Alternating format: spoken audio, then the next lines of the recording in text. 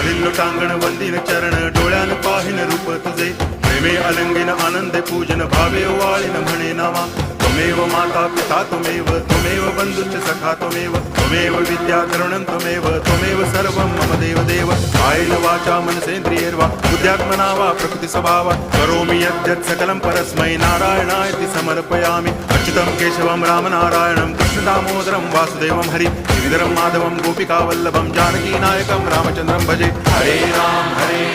Ram Ram Hare Hare Hare Krishna